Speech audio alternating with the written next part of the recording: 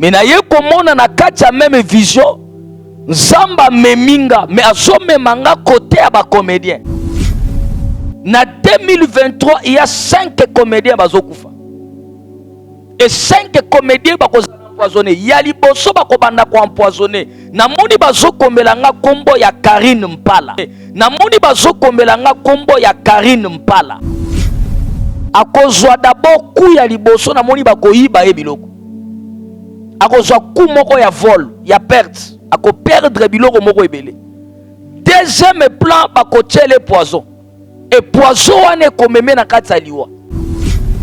Après ye ba préparer mibale na basi mususu mibale. Bakozala 5 ans bakokupa na 2023 oyo. Donc dans 3 mois avant to comme mois d'avril, tozo perdre comédien à liboso. Tozo perdre comédien à liboso. Mais mutu ba classe à liboso nazomona ba komi Karine Mpala. Mais mutu ba classe à liboso nazomona ba komi Karine Mpala. Na moment nazo sambela à partir de 3h du matin, Zambe na moni zamba fongolinga miso molimo. Et les zamba meminga nazomona na kati ya vision na moni ndeko Cindy. Na moni azokima. Mais na kati ya kokima na pema azokima azolela, azokima azolela, azokima azolela. Enzoto na ye mobimba ezalaki na makila. Azolela makasi na kati ya vision. Et momaza na kati ya kolela na kati ya vision na tuni Zambe me nini ozolingo talisanga Zamba azoyebisanga. Omoni ndeko na lakisho azolela wana aza servante nanga. Hier à 3h du matin nazoloba ainsi dit l'Éternel. Sokyo nazoloba eutie pananga Nzamba bomanga. Mutozo mona naza musicien mokilité, aza musicien servante nanga, aza mosali nanga mutozo mona na lakisio, aza mosali nanga. Yebisa ye kengonga na ye kokia zonga asalelanga. Tala moninga na ye, tanga zo batala moninga ne nazomona na kati ya vision, namoni ser moko oyo MG30, hein? Namoni MG30 azwa doré afukami bato ebele azwa doré Zambe sko pembeni na ye Cindy azawa.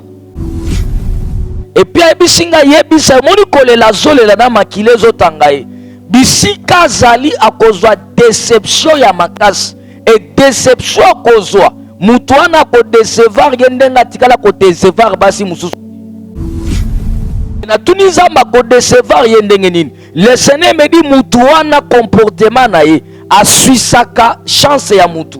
Ako suisse chance na yo, ako suisse chance na yo, asaleli chance na yo. Après un certain moment a lâché yo. Le Seigneur parle de Koffi Olomide. Le Seigneur parle de Koffi Olomide. Et le Seigneur m'a dit que Cindy Yemoko Nzamba sa parlé maintes fois. Yemoko. Soki akoz opportunité kolanda message yo Yemoko ndenga zawana Nzamba sa parla ye déjà même na kati ya ba vision. Le Seigneur m'a dit yebisa ye ngande na pesa ye mungongo na pona yembelanga. Ngonga na ye kokia zonga na makolo nanga pona kosalelanga. J'ai amené le message de Dieu. Ma sœur là aux Olandanga, ma sœur Cindy, servante de Dieu. Nzamba zana posa na yo. Il est temps aux zongela Nzambe, au salela Nzambe. Lukande kona yo MG30. Beaucoup tana bosolola. Bozali belé bokota l'émission de partout na pesi bino mbote. Mbote balanyo c'est chez Biso TV.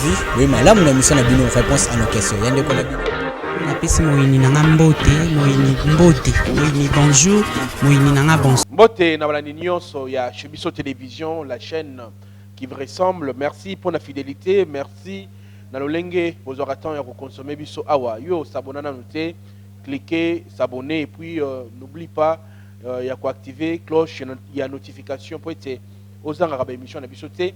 Alors merci mingi na sponsor nanga officiel Jésus-Christ de Nazareth, yende sponsor numéro 1 il y a chez Biso Télévision. Un grand merci na Nego Chris pour la prise de vue du côté réalisation na komona Elias Denis Mosolo bana mikemba ko sala msaki kitoko nzamba pa molabino bana ba bolingo na yo zali na sport na yo lingi et ben nakoleka kana chez biso télévision bobenga biso na numéro vous dans la poste télévision na bino. Un grand merci na maman Emily Mainga Seti depuis Canada na initiative oyazwa ya kofungela bana bitike orphelinat nzamba pambola yo. Merci pe na orphelinat vida ozali kosunga bana bitike na kolia na komena nzamba mona yo maman Emily Seti. Zala kaka na makambo poete bana wana bazanga ya kolia te. Ba actualité za na mboka tomonaki Koffi Olomide na mwasi na Cindy Le Cœur ba portaki plainte contre Maniké dû ya ba insulte o ya lobaki concernant Cindy Le Cœur tomonaki lolenge kani ba iko kanga mwana mboka Maniké ba menote lokola mutu moko bomi motume eza na mamba mafinga.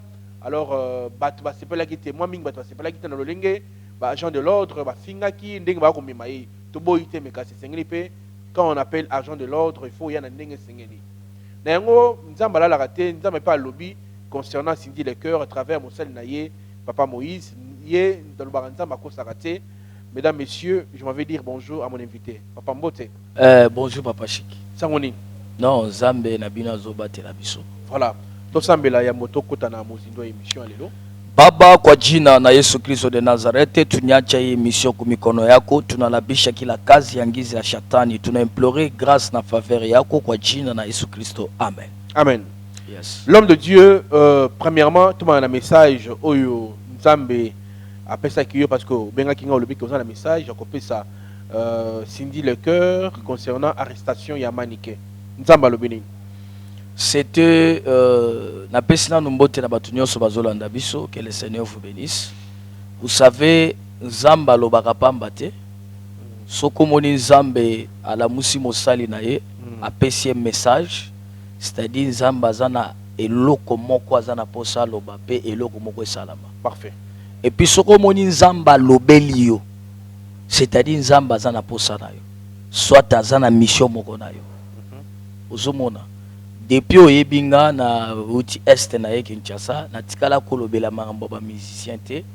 Je parle que ba témoignage nanga mais je suis étonné parce que quand même tous na réseaux sociaux tout mona ki ba makambo ndenge zoleka parce que personne ne peut dire ka yebi kofite personne peut dire ka yebi ndeko Cindy ayebi été donc tout le monde to yebi parce que to talaka ba télévision to yebi. Mais c'était hier à 3h du matin. Lobby na 3h du matin. Parce que nous avons l'habitude de ressembler à des 0h à 3h du matin. Parce que 3h du matin, ils ont la air moko prophétique. Au batubele baye barate. Tant que tu le baka 9e heure, au yeso akata motema. 9e heure, c'est ça la 3e heure. De to benga ka 9e heure. Et j'étais dans la prière. Na moment nazo sambela à partir de 3h du matin, Zambe na moni Zamba fongolinga miso molimo. Et les Zamba meminga nazo mona na kati ya vision na moni ndeko Cindy. Ndeko Cindy waza chantre ya Koffi Olomide. Na moni azokima. Mais na kati ya kokima na pema azokima zolela, azokima zolela, azokima zolela. Enzoto na ye mobimba ezalaki na makila e bilamba nyonso alataki ezalaki ya kopasuka azolela e na mutu na ye suki salite neti mutu amoni ti bana basi mu auto longola plante ou bien longoli mèche a peigné te ndenge suki ezalaka donc eza marque wana azokima azolela nzoto mobimba makila azolela makasi na kati ya vision azolela makasi na kati ya vision et momaza na kati ya kolela na kati ya vision na tuni Nzambe me nini ozolingo talisanga Nzamba zoebisanga omoni ndeko na lakisho azolela wana aza servante nanga na pona wana Cindy hier à 3h du matin nazoloba ainsi dit l'Éternel soki nazoloba euti epa nanga Nzamba bomanga je parle ce que le Seigneur m'a dit. Nazana intérêt mon côté depuis na banda émission na outil est na Kinshasa na tikala kolobela ni likambo musicien mon côté. Mais hier à 3h du matin Nzamba zoebisanga mutozo mona na lakisi wana oyebie na bi oh mais nayebi na mona kaye na ba réseaux sociaux to mona kaye aza Sidi musicien zamba bi mutozo mona naza musicien mokilité aza musicien servante nanga aza mosali nanga mutozo mona na lakisio aza mosali nanga aibisinga zamba zo bisanga mwana nanga Moïse kende yebisa ye ke ngonga na ye koki azonga asalelanga tala moninga na ye tanga zo batala moninga ne nazomona na kati ya vision namoni ser moko oyo MG30 hein namoni MG30 azwa doré afukami bato ebele azwa doré nzambe sko pembeni na ye Sindi azawa namoni bazwa doré nzambe et moment bazwa doré nzambe j'ai vu bato bazo koya milimo ezoloba bato bazo parler à langue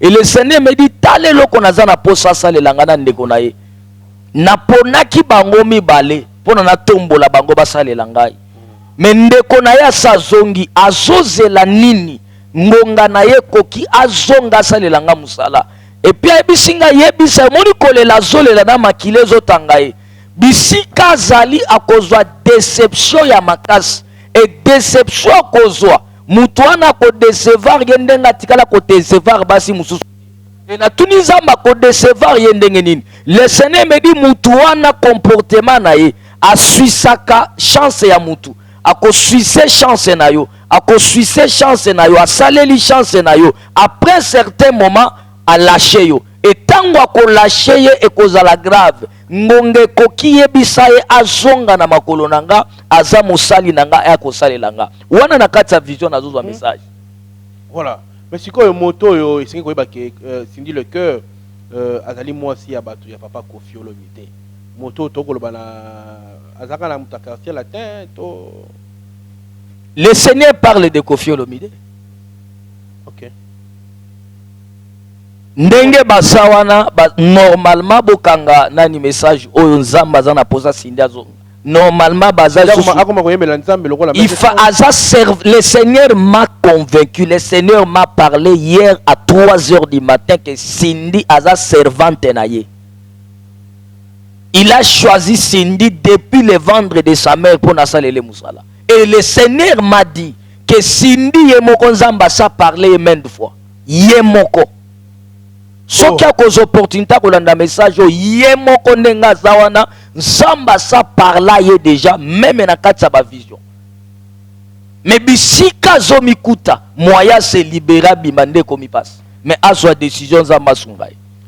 Ubengaki bango te po mekampe ko soana Sindi le naza na yo moko yebinga na bo Kinshasa na yebiango biente na yaka na zongi neta boye je crois semaine prochaine azozonga disusu est nazozonga su est donc nazani na numéro te mais image oyo bato bakolanda na Shebiso TV télévision bo s'abonner puis bo partager yango image oyo soke ko komela ndeko Sindi le Seigneur m'a dit il est temps ozongela nzambe parce que matango zamba ye ko fongolanga vision na kata vision na moni yena MG30 bazwa doré nzambe c'était bazwa doré nzambe atmosphère moko ezalaki wana puissance ya nzambe les gens parlaient à langue les gens d'autres personnes prophétisaient d'autres gens tombaient les esprits libéraient leur corps et donc adoration moko impossible.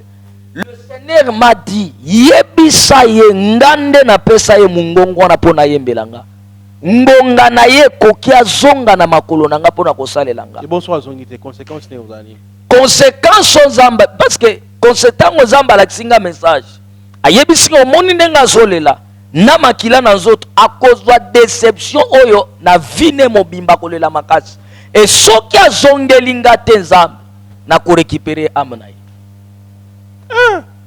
C'est fort hein. Est-ce que nena tunaki okeno soki kona ni Sindi aboyi inconvénients zanini mais sikoyo lelo Koffi Olomide bato balobi yo balobi ete nyonso akosala na pona lokumu na ye balobela ye bato pe balobi mosali mo alekaki abeki non Sindi pa ko kufa na kati ya prison conseil nyoko pesa Koffi Olomide ke nani akoki okufa Manike bon na angle nano wana ya makambo ya Manike concernant Koffi vraiment nga naza na kati mingi te. Mais le message que j'ai reçu, c'est un message qui vient de Dieu. Omoni mutu musu akoko likawa asale analyse. Analyse ne bobenga analyse. Mais ça c'est l'ainsi dit l'Éternel. Okay. Na 3 heures du matin, le Seigneur me dit soki azongelinga te na kozwaye. Le Seigneur me dit c'est ma servante. Abi talande konaye nenga zongelinga alaksinga meje 30. Abi talande ngende konaye zongelinga zo salelanga. Il est à zongelanga asalelanga. Enga moko nzambe na sina lobeli main de foi. Et puis le Seigneur m'a dit encore à ça utilisant même d'autres pasteurs au besoin opportunité à côté petit chez Kofi. Pour n'a pas pesa message à que Cindy zongela nzambe asalela nzambe adorer nzambe. Mais ba serviteur na ba kenda bazanga ko pesa message wa. Wow. Ah. Donc je n'ai pas dans un intérêt moko boyete. Mais j'ai amené le message de Dieu. Ma sœur là aux Olandanga, ma sœur Cindy, servante de Dieu. Nzamba zana posana yo. Il est temps aux zongela nzambe, au sale nzambe. Lukande konayo meje 30. Beaucoup tanabo solo là.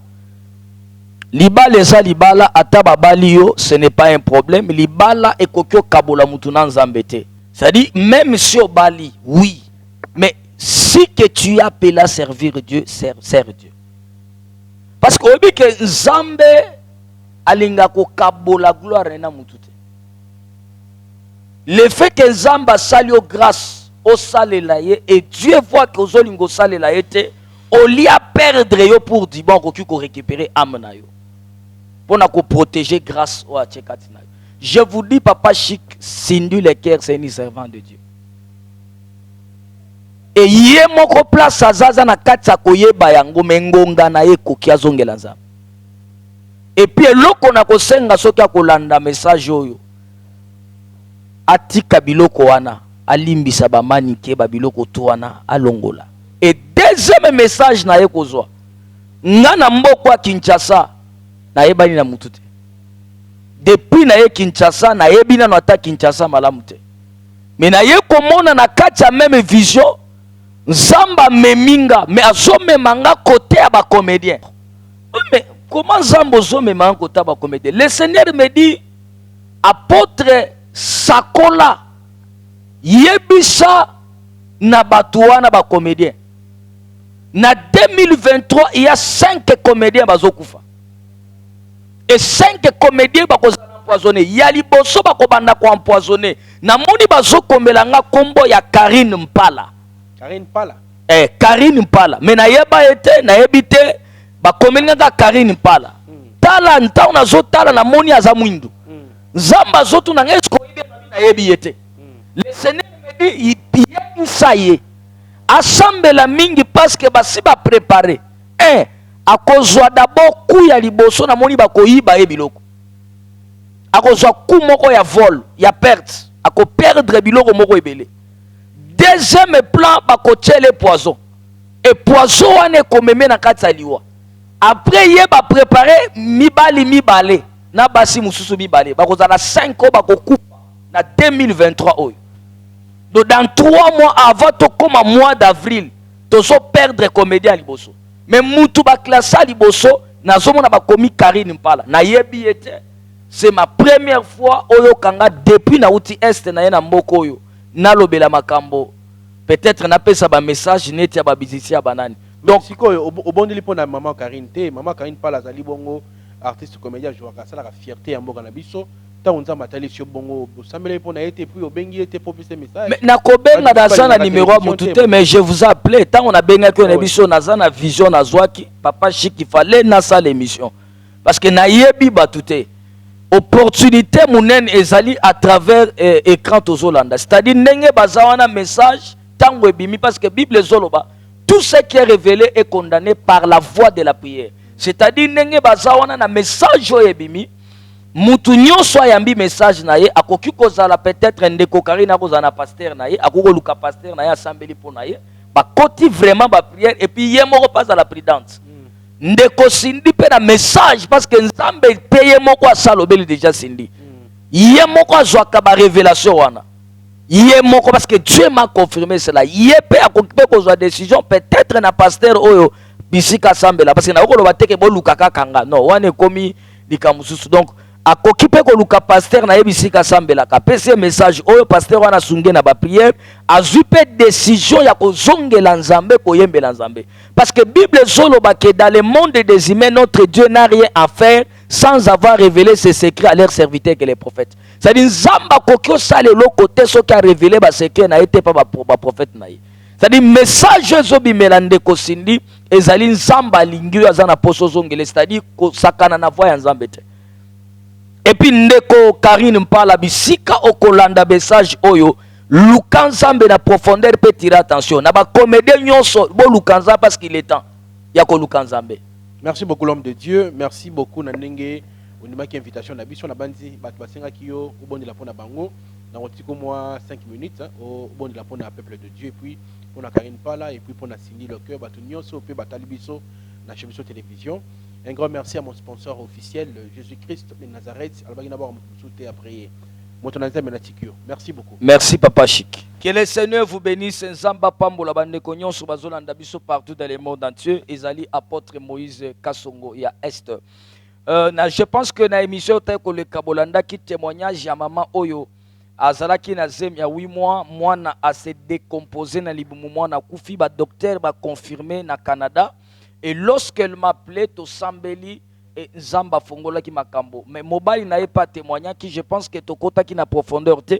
Na lingito bande la témoignage Joana Boyo Kapendenge mobile n'a pas témoigné. Et puis je voulais vous montrer quelque chose na témoignage Oyo. Tolanda témoignage ya maman. Bonjour, grâce et grâce. Nazana Canada. Nazana témoignage moko nazo loba. Nazana kati hôpital témoignage moko munene.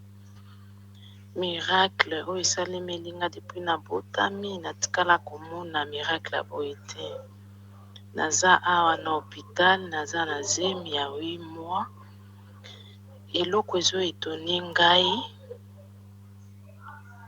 na voyageaki nazongaki na Congo epuis naki États-Unis kotala belle famille retour na ngai ya États-Unis nazongi Canada na bantu sentir lisusu mwana na kati ya libumu te. Je partais chez le médecin, je faisais des contrôles. Quand je lui ai demandé, on a vérifié, on a contrôlé dans mon ventre, bakuti mwana s'est décomposé na kati ya libumu. Nzoka mwana si akufaki nga na kati ya libumu. Il s'est décomposé dans le ventre. Le docteur a dit qu'il faut opérer ngai. Betanga batunga po longolanga mwana si akufi a se décomposé na kati ya libumu. J'ai commencé à pleurer et c'est mon premier bébé au nazobota depuis nakotaki na libala, ça fait 6 ans. Et mon mari, quand je lui ai appelé, il m'a dit il y a un serviteur de Dieu on a l'andakae sur YouTube, qu'on puisse l'appeler. Quand on a appelé l'apôtre Moïse, il m'a dit de prendre juste de l'eau. À Sali, ba déclaration na Meli, il m'a dit ce qui nous a qui est mobimba. Ce qui est apôtre Akoufa qui 3 jours, 4e jour, il fallait moi nazonga na kati ya libumu. Quand je bissais tôt, j'entendais pour qu'on me pique le médicament là-bas, ça langa césarienne, balongolanga na kati ya libumu. Après 45 minutes, l'enfant bougeait dans mon ventre. J'ai dit au docteur que l'enfant, il est vivant. Le docteur a dit il faut que l'ongola si akoufi. Et puis on a vérifié, ils ont confirmé que l'enfant est vivant. L'enfant respire. Ça a troublé les docteurs, ça a troublé les gens de l'hôpital. Je ne sais pas ce que je peux dire. Et mon mari est là, il veut témoigner. J'ai dépensé beaucoup. J'ai appelé les pasteurs, Nazotinda Bambongo, et l'autre bando marchete. Pasteur Nabiso eza Francis Tatou.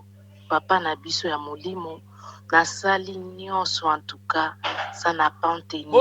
Jamais sur miracle oyo et s'est manifesté na epai ya mwasi na ngai na mwana oyo azalaki na ba problème na libumu ba médecin balobi mwana aza déjà ya kokufa azo respirer te azo bouger te. On a désespéré, on a été découragé, on a été démoralisé. Pasteur Nangaï, au Nakubanga Koutanga Kombote, Joël Francis Tatou, assemblée là qui pour la madame, à Wanapoto, tous unis sous dans l'hôpital, après prière, il y a homme de Dieu, Joël Francis Tatou. Docteur Alobino, moi, attaquant la position, ma c'était déjà prévu à passer dans césarienne. Pour balungula moana, le kolababi a déjà koufa, gazo respiré. Avec espoir qu'on dit mana Moussa Nzambe apôtre Moïse de Madame Nanga alandeli ba séance ya prière na pasteur Nanga penasaka na kondima tellement que bisoto abana Nzambe na yebaki ki Nzambe akiki kosala ta la dernière minute de passer Moïse à sali service ta madame assemblée madame par correspondance na téléphone et quand moi Nzambe simbi madame de madame Lelo à se rétablir, moi à se rétablir, bah que l'hôpital n'est pas docteur a eu que moi à respirer, à la position à bien. Bien aimé témoignage Zamoulaï. Je pense que Batebele balanda qui témoignage au malam, te nazana posa olandango malam. Ndeko mwasi oyo azala qui possédé na ba mauvais esprit ya famille na bango. Papa na ya azala qui neti homme de nuit na ye. A possédé mwana mwasi 6 ans na libala botakate. Zebi na ya liboso tellement qu'elle était possédée par des mauvais esprits. Mwana kufi na libumu. Webi bien bino moko boyebi bien na poto. Soki docteur alobeli yo likambo. Keza ya lokuta bakobotole licence pena musala nesili a dédommagé yo. Ça-dit na poto balobaka eloko bajete. Mwana kufi a se décomposer na libumu. Babengi mosala Nzambe boyebi na kombo prophète Francis Tatou. Ce n'est pas dire kazangi Nzambe azana Nzambe. A déclaré likolo na bango babiki te babengi nga na lobi ke Nzambo azongisanga na pe mazozongisa mwana wana. Miracle salami instantané, miracle tikotak. Elingi koloba nini bazalaki destiné ya kobika kuna te. Ezate ke Nzamba aza kuna te Nzamba aza.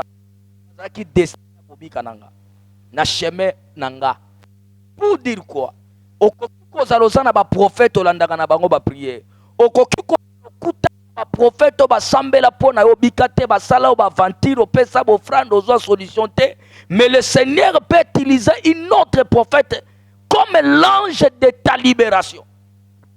C'est pourquoi na zoebisa na mutu nyonso azolandanga osana mwana azotambola te. Yo moko botaka te faiblesse sexuelle nzoto se konda makambo simbaka te.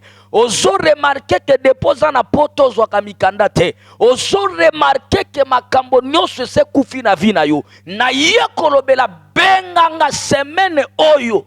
Eza semaine na zan état de prière ya jeune sec avant na zonga na est. Avant nirudie est une semaine niko na ma service prophétique ya panda jusqu'à dimanche. Niko na ma service prophétique ya nguvu. Uko na mutoto asitembea kozana mwana tambo alobakata za bubu. Obotaka te okenda poto libale zate stabilité zate. Kaka ndenge mama oyo babenga kinga mwana kufi na libumu mwana se décomposer. Il faut mona bapel nazana ba audio meme ya ba docteur na bango problème eza ya temps. Ba docteur ba kamwe babi etikala ko salama te balobi salama bazobetela nga histoire que edi na bala nda salaka miracle oyo aeti na bala nda salaka miracle ya mwana kufi na katsopi nazo ebiso nazo lo babingite. Je déclare que mutu tu akobenga nga na semaine oyo eza semaine naza na eta ya ba prière naza eta ya chaîne de prière avant nazonga este mina kwambia Mungu atatenda miujiza na ebisio quelque soit problème ozanangu na ye kwa siro ke nzamba azana bomoi soko kutana nanu na nzambe te na ebisio ke ozo kutana na nzambe na semaine oyo nazo sambela pona ndeko nyonso azolanda nga simba television na yo mutozo bela yo mutozana ba problème na osambela pona ndeko Cindy Leker nazo sambela pona meje nani ndeko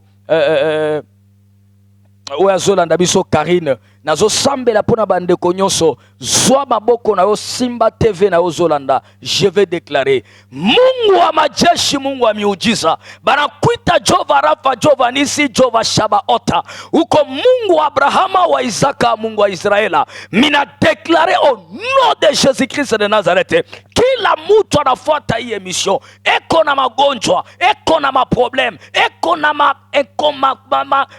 probleme ku maisha yake, mina libere nguvu ya uponaji, mina libere nguvu ya uponaji. Pokea nguvu kwa jina la Yesu, pokea nguvu, pokea nguvu, pokea nguvu ya mbangu ya au nom de Jésus. Makelebo Santa Makarabasata, au nom de Jésus-Christ de Nazareth. Tika nzamba pambola mutu nyonso kobenga biso na plus 243 99 95 25 659 plus 243 99 95 25 659 plus 243 99 25 et 99 95 25 659. Que mon Dieu vous bénisse. Ciao. Bozali ebele bokota l'émission de partout na pesi bino mbote. Mbote bala nyonso ya Shebiso TV. Oui malamu na mission na bino réponse à nos questions. Yande ko na bino. Na pesi moyini nanga mbote, moyini bonjour, moyini nanga bonsoir.